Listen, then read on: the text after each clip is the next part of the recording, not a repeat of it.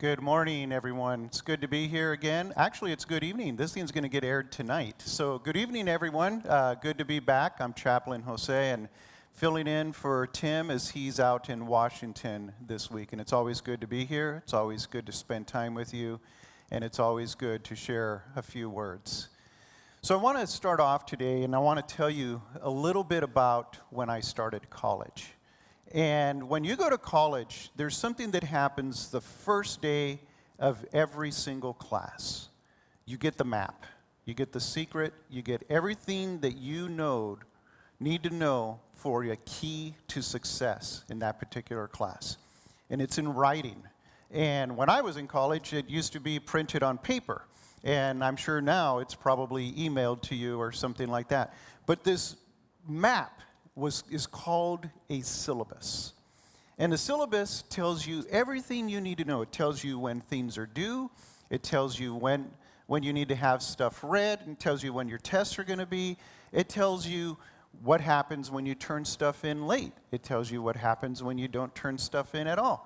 It tells you everything that you need to know about that class. When I was an undergrad, I signed up for an upper division English class. And the first day of class, I show up, and the professor is going over the syllabus. And it was an English class, okay? So it was an English lit class, so you have to read in an English lit class. And when I walk into the class, she probably had books stacked this high on the front table. And she goes on to tell us everything that we're going to have to do in that class.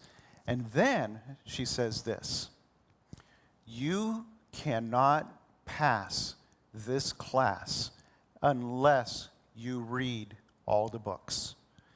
You will not pass the class based on lectures. The exams are based entirely on the readings that you will do outside of the lectures. There was books like Moby Dick, Wuthering Heights, Watership Down, Little Women.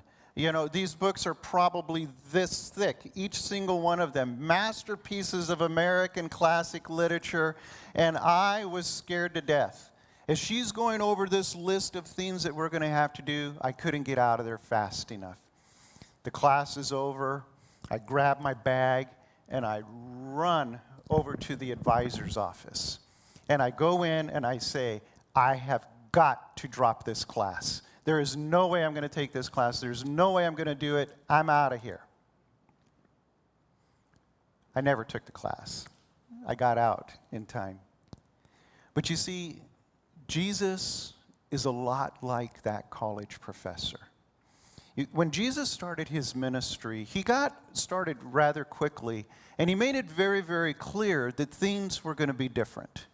He goes out and he recruits a bunch of young men to help him that had failed in their aspirations of being rabbis themselves, and they were out fishing, and he brings these young men in and puts them to work for him. And then he goes out and he starts healing people on the wrong day of the week, if you can imagine that. So he starts stirring things up. And at one point, he sits down with his disciples and he says, this is what we will be about. And he lays it all out. He says, we're going to be there for people that are hurting. We're going to be there for people that are sad. We're going to be there for people that are poor. We're going to be there for people that no one has seen in decades. And then the very, very next thing that Jesus tells his crew, this is after he tells them what they're going to be doing. He goes into this thing and he says, and guess what? If you're listening to me, you should hear this as well. People are not going to like what we're doing. So get ready for it. He doesn't tell the people that are listening to him that they aren't going to like the people that they're ministering with. He's telling them the people are not going to like you. So get ready for that. You see, when God calls us to do God's work, it leads us to very, very different places.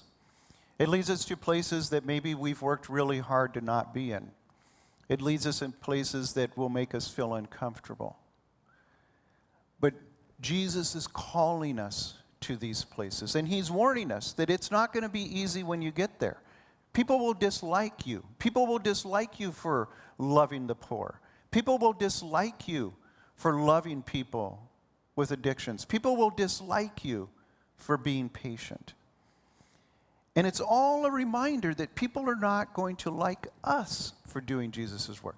And and Jesus is masterful about it. He says, people are going to hate you. If someone hits you, let them hit you back. If someone takes your shirt, give them another shirt. Because this isn't about you hating other people.